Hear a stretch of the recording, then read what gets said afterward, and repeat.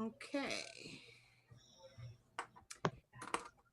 Good afternoon, and welcome to another presentation of College and Career Pathways, where every Monday, Wednesday, and Friday at 2 p.m., we provide you with information on various colleges and universities, financial aid resources, training programs, technical schools, skilled trade professions, employment opportunities, career exploration, and career readiness skills, all designed to help you make the best career decisions possible.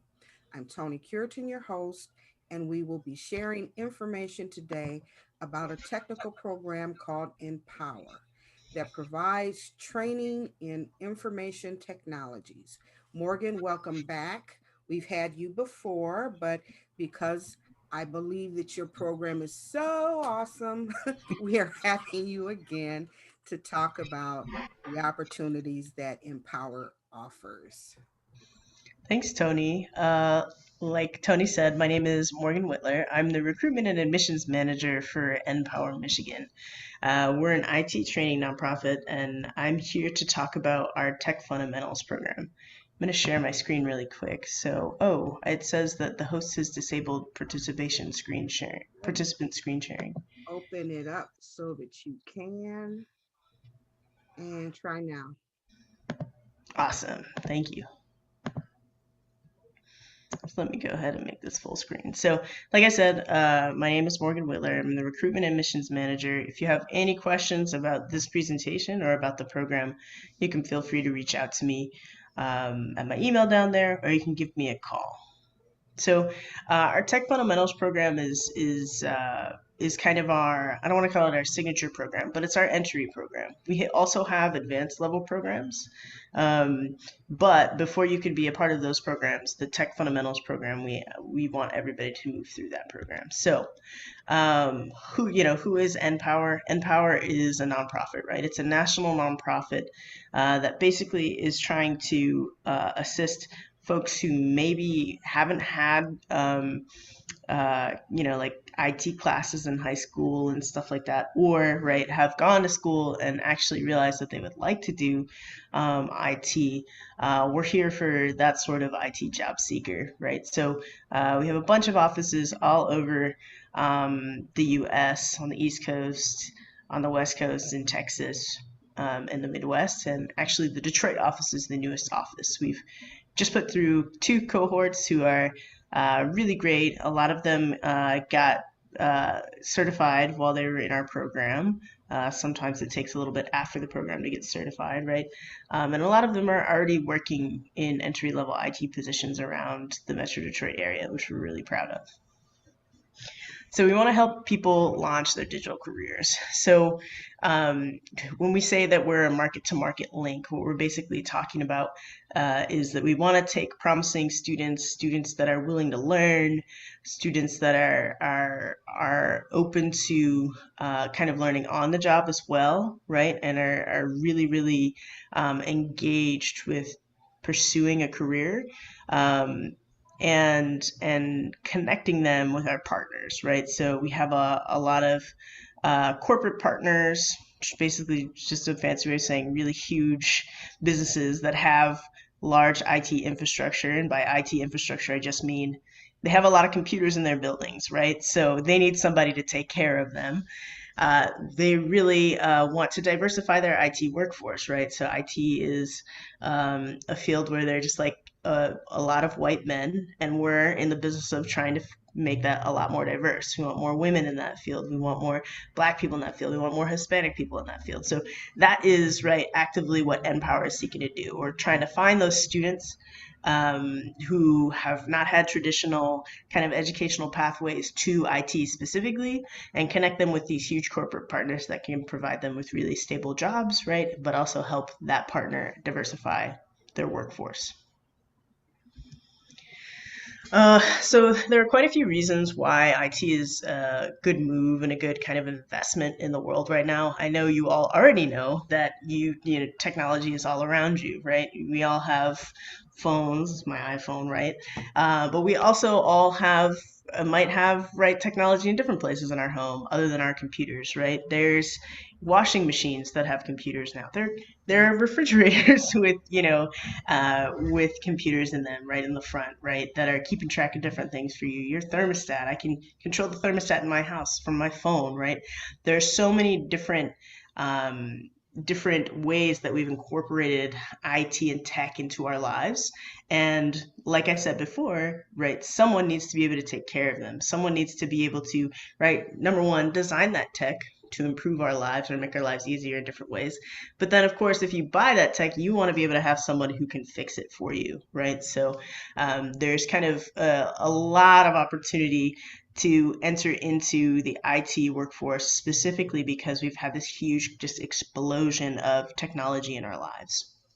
So there's always and into the future going to be an expanding need for technology because even right our cars, I know not everybody has a huge screen in the front of their car, but even our cars have more and more advanced computers, right? So, which means you go to the mechanic, sometimes it's actually a physical problem with your car, but more than likely, it's going to be a problem with the computer in your car, and someone still needs to fix that, right? So you can continue driving on down the road, listen to music, do whatever you want. So there's a huge expanding need. These percentages are from the U.S. Bureau of Statistics, which basically they just keep track of is there growth in this area, right? Are people saying that they need more IT specialists or more people who can do like computer repair, customer service, right? Selling different sorts of softwares and things like that. And then they also track where that growth is. So the 194,000 new jobs added in tech in Michigan, right, is them kind of gathering all this information from employers and letting us know, hey, there's at least 200,000, about 200,000 people who we need to fill these jobs, right? So the reason why I'm telling you this is because part of what Npower does, right, is help to upskill people, which basically means just we want to help people start to develop tech skills that are going to allow them to take these jobs in the future. Yeah. And then, of course, we have the earning potential, right? Everybody wants to be able to, maybe own the house with the white picket fence or whatever, or maybe you just want to drive a really nice car or whatever. IT can get you there, right? But with any career, IT is all about, right? You have to be able to move forward, right? For instance, my my aunt, who is now, don't tell her I told you this, 70 years old, her first job was working with DTE or a company that DTE eventually bought. And her job was to maintain DTE's data. So DTE knows where all of us live. They know how we're doing our billing and stuff like that. She was maintaining that data. She was using a computer to do that in the 80s, right, up until she retired in the 90s. Computers have advanced amazingly. You know this. You were probably born in the 90s. There were computers then. You know that a 90s computer cannot do what a computer can do today. And if you read up kind of just on computer advancements and things like that, you know that a computer is considered old after just 2 years, right? It just is not as fast as the newest computer you can buy on the market, which means technology is always advancing, right? Because to make a computer faster, maybe you're making smaller microchips, maybe you're increasing the capacity of the internet. I mean, we've all read all of the stuff about 5G, right? That just basically means everything can go faster, which means new hardware is required, which also means we have people who have had IT jobs for more than 2 years that had to completely change the way they learn things, right? So if you're interested in constantly learning things, new things, and adapting and trying to solve problems, IT could be a really, really great career path for you, right? You're constantly learning. It's not like a lot of our students are coming to us from warehouse, right? They learn how to do one job and then they just do that over and over and over. That's not what IT is, right?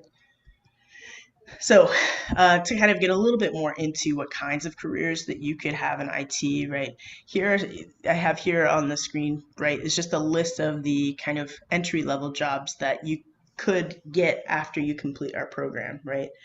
Um, but if you come and join us in the program, we'll talk about how These are the entry level jobs, but oftentimes, if you have really good soft skills, if you really know your stuff in terms of the technical knowledge, you're going to be able to take those skills and move up pretty quickly, right? Because there are tons of IT support specialists, right? Tons of people who are doing desktop support because basically almost every person in the United States and beyond, right, have has a computer, right? That's how we communicate and do things. So we need a lot of people to help if those sorts of things go wrong. So moving up is something that you're going to be able to do if you have really good skills because eventually, right, we need someone who can manage a team and say, this is how many tickets or problems that we want to solve per day, and this is how we're going to do it, right, and organizing that work. We can get way into that if you join us in the program. But this is just a sampling of the entry level jobs that we're preparing you for to get right after you finish the program. Mm. And of course, this chart on the other side of the screen is just showing what areas of IT have the most growth in the state of Michigan. So we have database administrators. It's basically the types of folks. If you have like a login for school, there's someone who's actually in charge of making sure that everybody has a username and a password, and making sure you have access to everything you need. If you log into a portal, right, you have access to your specific classes, or if you're the teacher, that you have access to everybody's grades, things like that. Like that. That's just the school setting, right? We also have all these different work settings where there's a lot more information, right, that we're also trying to manage. And then I'm going to skip a couple of these, so forgive me. And then we also have systems and cybersecurity analysts, right? And these are basically folks who are constantly looking for new ways that hackers are trying to trick people into giving up their information, right? So a lot of businesses, Npower, for instance, we actually outsource our cybersecurity, and basically what they do is they kind of adjust our spam filters on our email so we're not getting phishing scams, which is basically a scam where someone says, oh no, we've seen fraudulent activity on XYZ, so you need to click this link and log in and we'll just make sure everything's okay.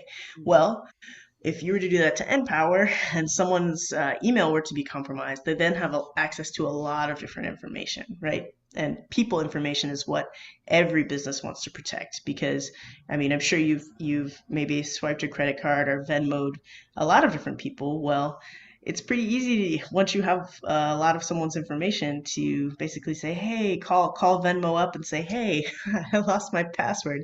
Here's XYZ information about me. Can you give me a new password? And then, right, if that's connected to your bank account, you might be out of luck, right? So those are the sorts of things cybersecurity folks do. Some of it may seem boring, but a lot of times what you're doing is really kind of really protecting really, really critical infrastructure, right?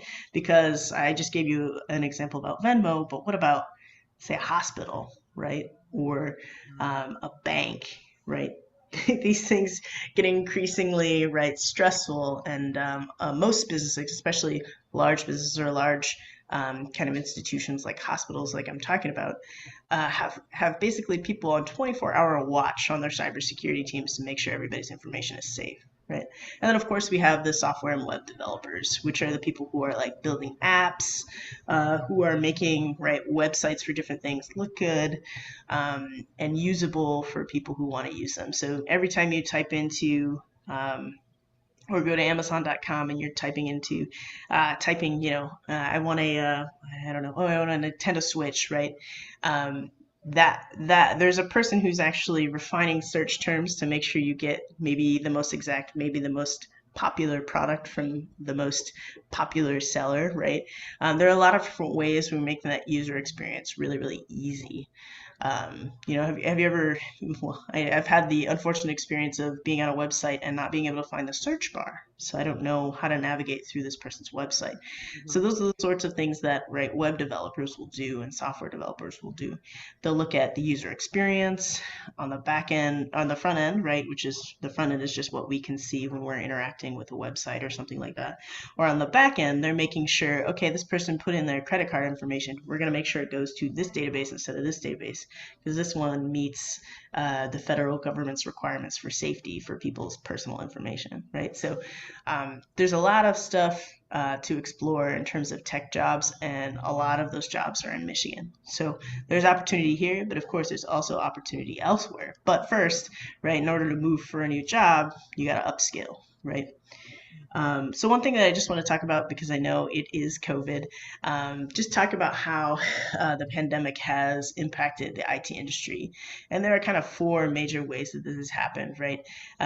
Product hardware development is slowing, which basically means because of the pandemic, getting basically raw materials to build different hardware products, right, to build new phones and stuff like that is really slowing down, which basically means if the ability for people to get newer hardware, a new computer, a new phone is slowed down, there's actually an increased demand for IT services, right? An increased demand for people to fix older products that can't be replaced presently as quickly as they could be in a normal situation. So there's actually more work for people to do hardware fixing and stuff like that. IT departments in non-IT related businesses are growing, right? Everybody wants to have an online platform so that they could get, whether it's a restaurant who wants to be on DoorDash, right?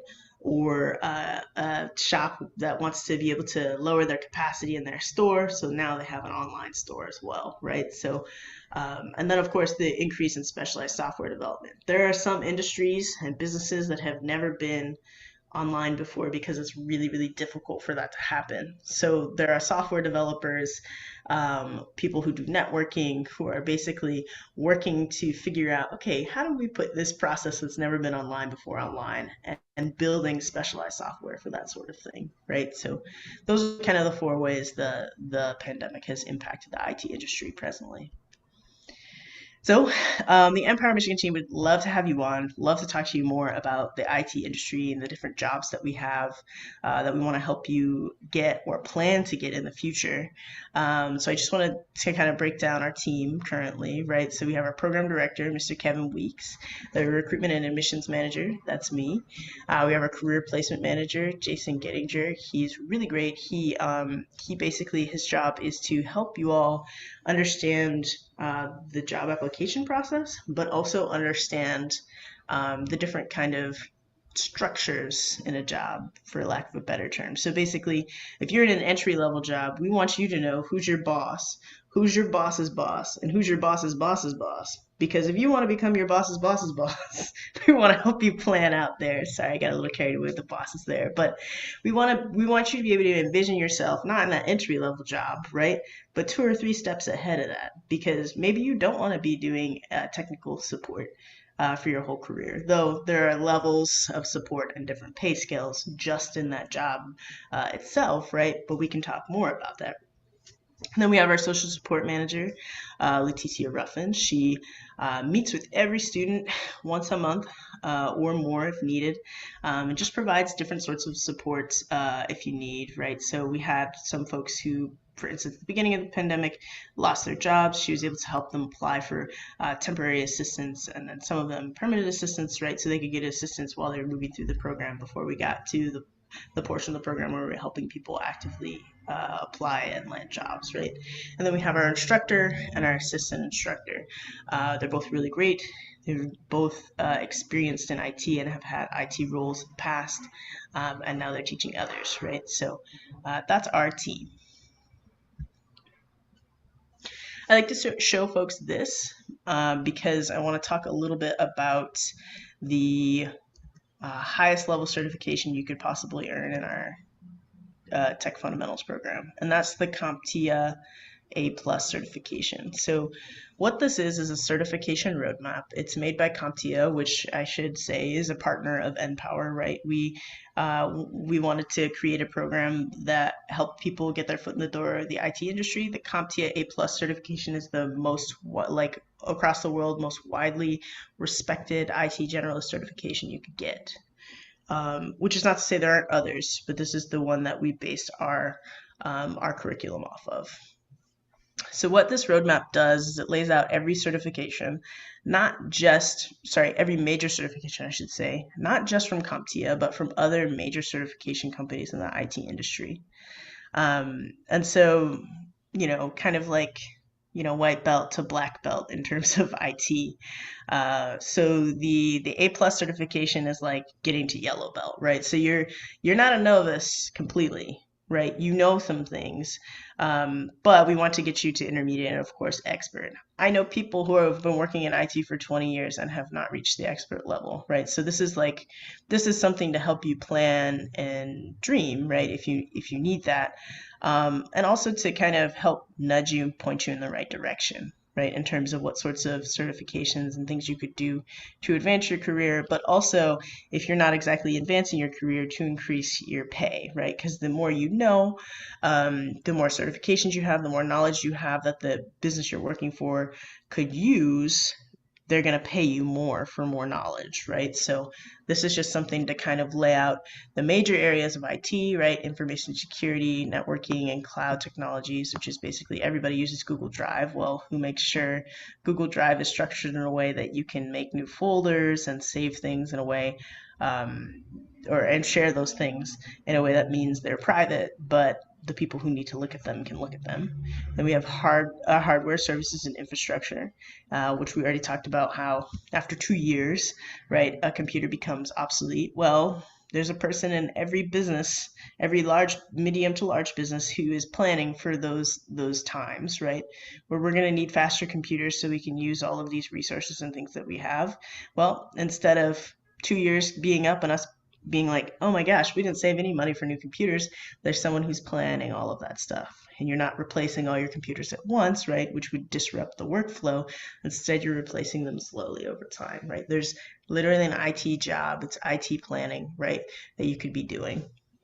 And of course, maybe you're making a strategic move, your business is making a strategic move and deciding not to replace all the computers. Well, then you need someone who's going to do hardware services and still plan for that so that if a computer breaks, you can get it fixed, no problem, right?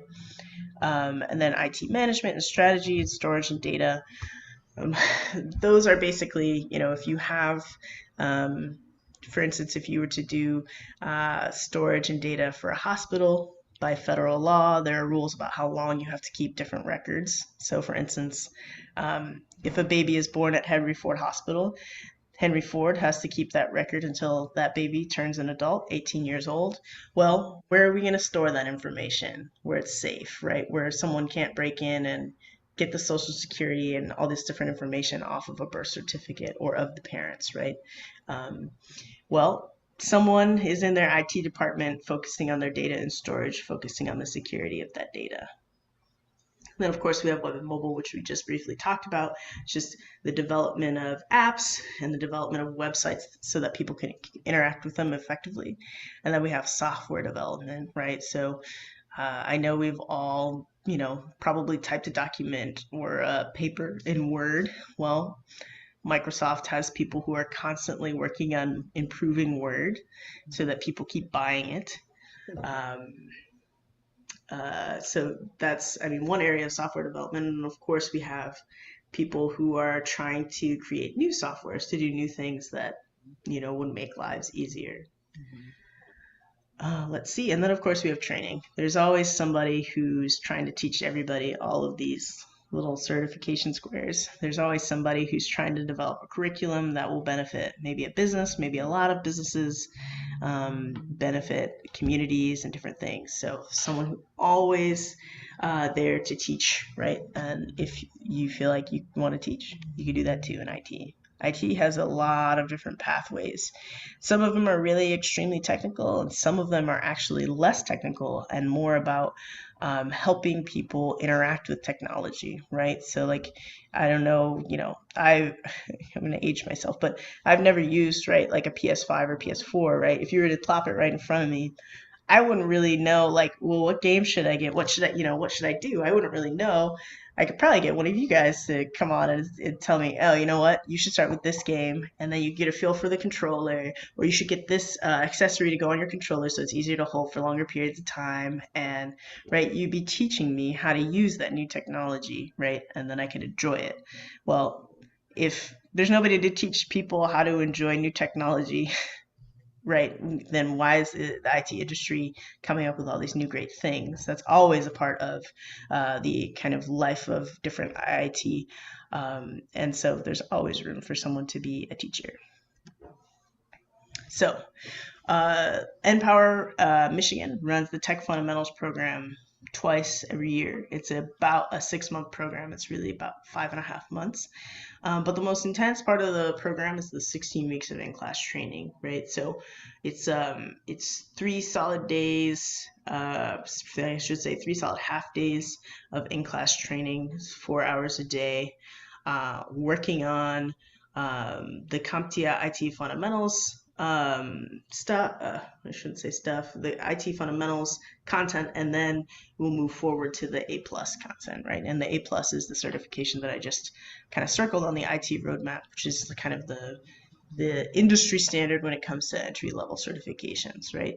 It's I'm not gonna try and make it soft. The 16 weeks is hard. It's difficult, especially if you come with less IT knowledge, which is not to say you shouldn't come if you're interested, but it is to say that you're going to need to put in a lot of work.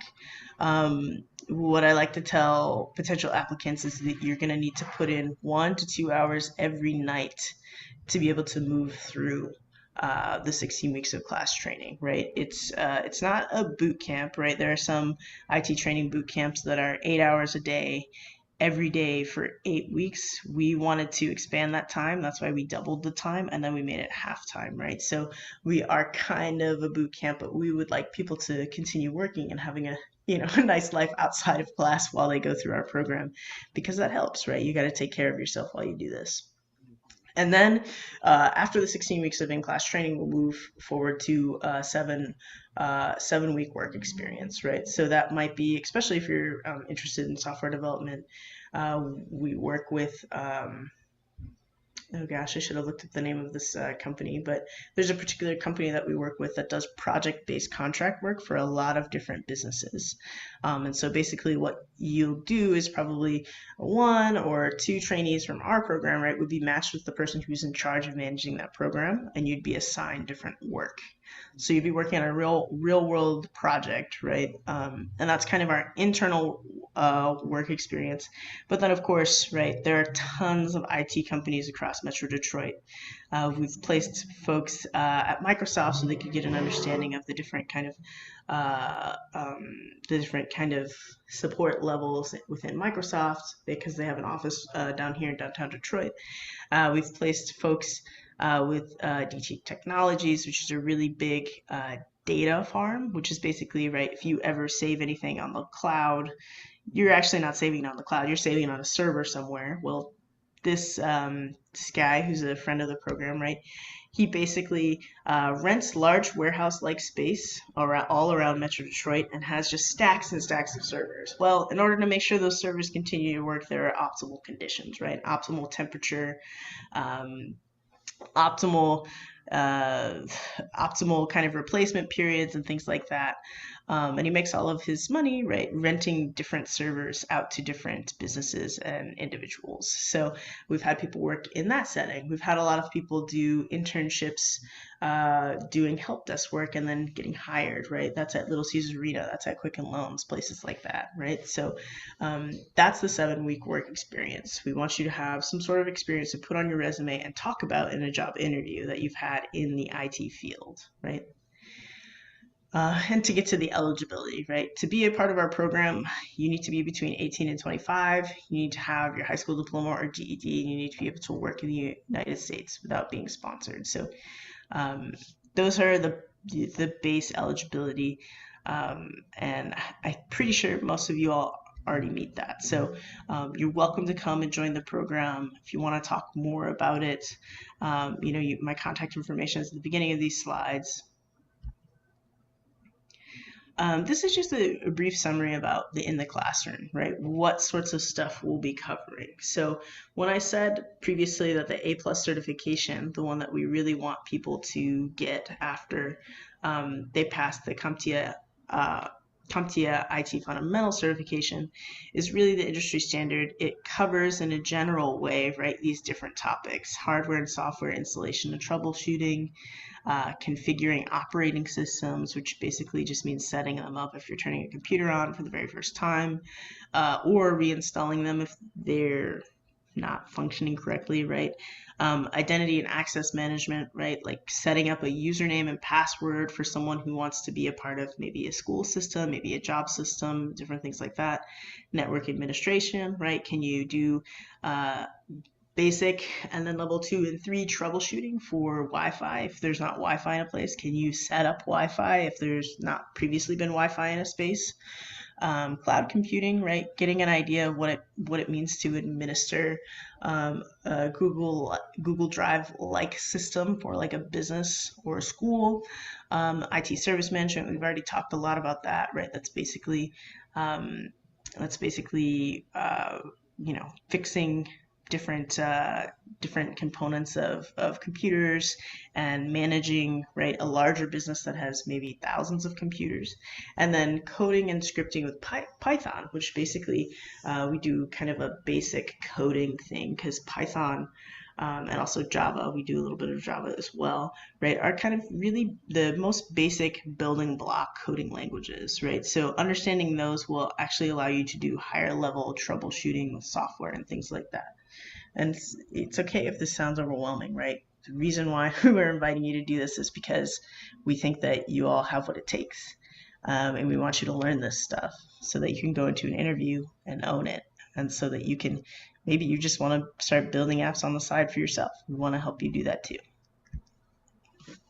In terms of professional development, I'm going to hold on just a second. I need to reach down here and plug in my computer. It says it's on low battery. So, all right. In terms of professional development, what we're really working on is helping people prep for the job market. So I already talked about understanding, right, kind of the entry level jobs, but then, 3, 4, 5 jobs above that. Well, in order to walk into an interview, just even for the entry level job, but also beyond that, right, you need to have a really good resume. You need to be able to walk into an interview and deliver the best information that you have to offer. You need to be able to make connections so that people will think of you when they have job openings, right? You need to be able to research potential employers to figure out if it's a good fit for you or not. I'm assuming a lot of you play video games. Well, we've all heard about software developers that work on new video games, and a lot of video game companies have really sharp deadlines and things like that. Well, you want to think to yourself, if I want to be a software developer, do I want that kind of job, right? Where it's like you need to work 24 hours to make sure you meet this deadline, or would you rather work for a bank that also does software development, right? If you've, maybe some of you all use like an online banking app or something like that. They need software developers to do that, but those software developers are working 9 to 5, right? So it's a very different experience to do the same sort of job. So we want to think about the potentially the type of employers that we want to work for as well, right? So and then, of course, we want to help you all with your online profiles and headshots. For IT especially, having online portfolios, having a place for people to land if you're in a networking event and they want to know more about you is super important. Looking good and professional is important, particularly online. So we'll talk a lot about that, but also get people from outside our team to look at that stuff and give you feedback as well. And then, of course, we have industry spotlights. We often have visits from partner companies and potential employers, people who are interested in giving internships to people who are going through the Npower program, and then guest lectures, folks who will come in and say, I'm a software developer. This was my path to becoming a software developer. This is what was most important about that experience, and so on and so forth. So that, in a nutshell, is kind of what the programmatic side of what we do has to offer. The other part, right, is different sorts of support, right? So these are the areas of the program where we expect you to be in the driver's seat 100%, and we want to support you in those efforts, right? So when it comes to having a good and robust and supportive personal life, right? That is why we have our social support manager, Leticia, on staff to help you with that, whether or not that's, talking through applying for different assistance temporarily, whether or not that means kind of just sitting down with somebody and sorting out, okay, this is what I'm going to need to do to make sure that for these 3 months that I'm in class, that I have, a quiet place to work, I have Wi-Fi, I have food, right? Because we want you to get through this program and then be able to start to provide those things for yourself, no problem, right? So the other area, right, is the internship and career placement area. So we're going to help you look for a job, right? We want to do job market assistance and different things like that. But we also want to help to support you in your efforts of looking for a job for yourself as well. So we'll, of course, go through the basics of that, different strategies for job interviews, different strategies for keeping track of jobs you've applied for. But again, right, you're in the driver's seat in these parts, absolutely.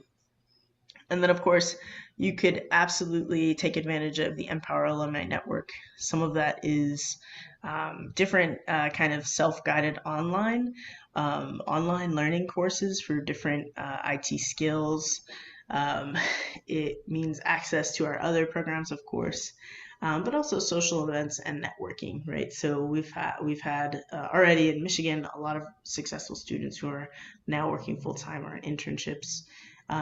We also have, right, beyond the Detroit area, we have a huge network of alumni from, New York, New Jersey, Missouri, Texas, and different places like that. That even if they can't recommend you for a job in the exact company they're in, which they could if you're interested in moving, I guess, but also, right, they can tell you, yeah, I was in that level one entry desktop support job, and this is how I got to the next step, right? Having people who can help you understand different ways of moving from one place to another is just super invaluable when it comes to moving to positions that you want to have in the workplace, right?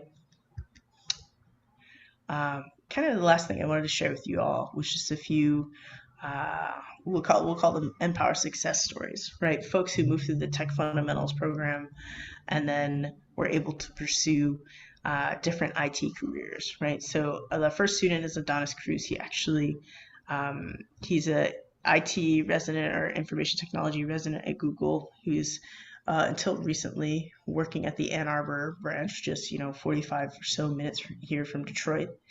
Um, he before Npower, right? He was trying to teach himself to code. He didn't have a lot of knowledge of kind of the IT marketplace. So one thing that I've already said before is to be successful in our program, you are really going to want to be able to be versatile and be willing to learn constantly. Um, my favorite thing about Adonis has been here a few times to talk to different groups of students. My favorite thing about Adonis is totally upfront with the fact that in order to be successful anywhere in life, not just IT, right, you got to be able to constantly learn and adapt, right? Because the more you know, the easier it's going to be for you to move out of a situation you don't enjoy, right? Because you have value add no matter where you go. And so that's one thing that Adonis is just so clear about communicating. But anyways, spring 2018, so really not that long ago, he went through the program. He started working for ASPCA, which is, if you all don't know, it's a kind of a big network of dog shelters, right? And they broker adoptions for stray cats and dogs and things like that. He is working for them, also doing cybersecurity for them, right? Protecting the information of people who've adopted dogs from them.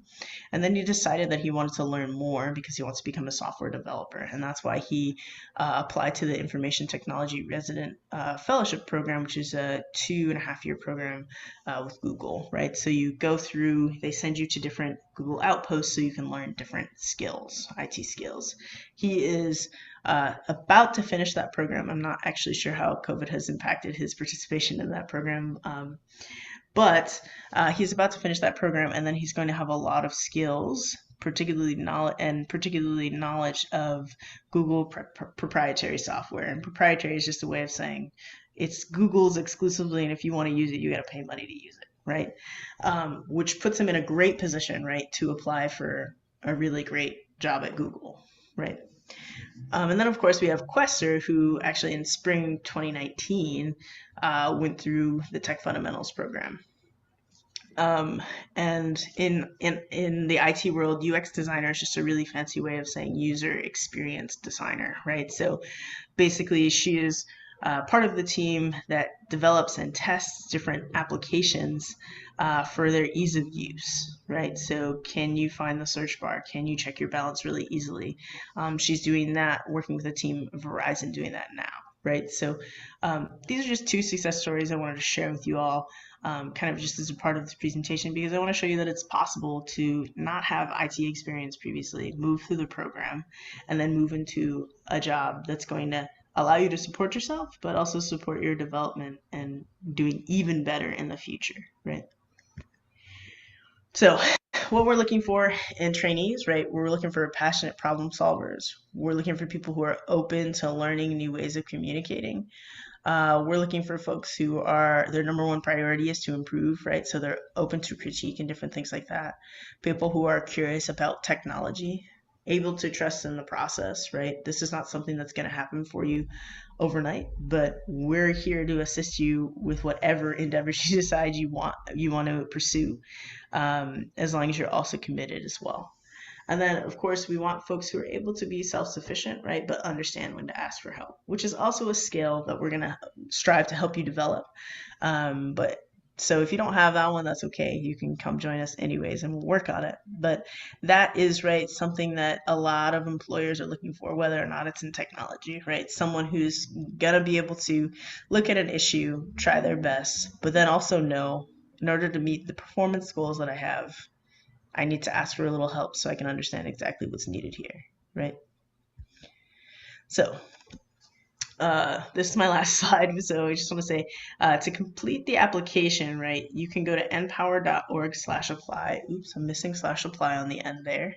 And then, right, we'll do a virtual admissions interview with me and then also with our social support manager, Leticia Ruffin. Once we've interviewed you, usually we basically send out acceptances every Friday. So if you interview on a Thursday, you'll know super fast. But that's kind of how we do. We do week by week rolling admissions.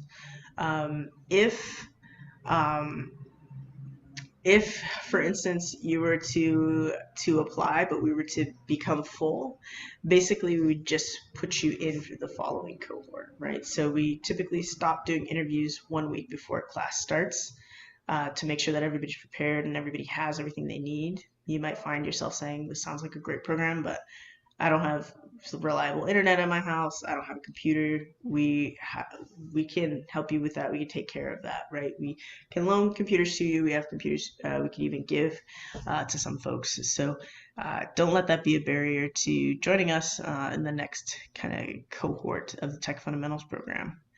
Our next cohort starts in mid-February, so we'll probably start the second week of February there. And classes will be IT classes would be Monday, Tuesday, Wednesday. And then Thursday we have professional development, and then Friday we have open tutoring. And you could either be in the morning class, which goes from 9 a.m. to 1 p.m., or you could be in the afternoon evening class, which goes from 2 p.m. to 6 p.m. So it's a bit of a time commitment. We're starting in mid-February. We'd really like to see your applications or talk to you more about when you might want to join the program if you feel like the virtual option would work for you, right? But I'm always always kind of sitting by my phone, as we all are these days. So feel free to give me a call or send me an email. We can talk more about your participation in the program. Biggest question, Yeah. cost. How much does the program cost to get in? I feel as if I always bury the lead on this. This program is absolutely free to trainees. The way I know at the beginning I talked about we're interested in helping students, and then we court partners to get them to take on our students. Those partners, a lot of them also donate a lot of money so that we can run our program and make it free of cost to trainees. So this program is completely free if you want to take part in it. So you have to be 18 with a high school diploma and a GED, Mhm. but no more than 24 or 25 years of age. No more than 25. 25. And you can Mhm. enroll in the program. You can get your training, which will lead to your CompTIA certification. Mhm. 6 months of training. You cover the expense of tuition and supplies, Mhm. and they can get the certification and then move on into a successful career in technology and continue to receive and get certifications in even higher levels so that they can learn more, grow more, and advance more. Yeah, absolutely. We want to help them plan that. You know, we want to help them.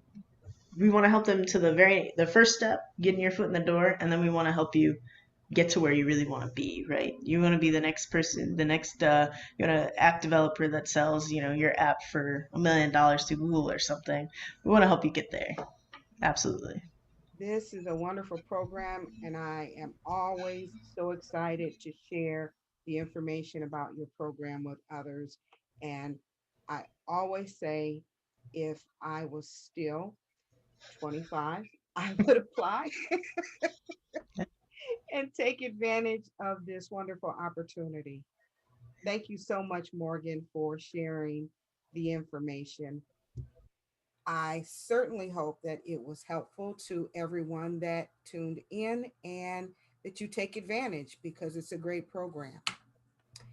With that, thanks again, Morgan, and have a great day. Okay. Bye. Bye.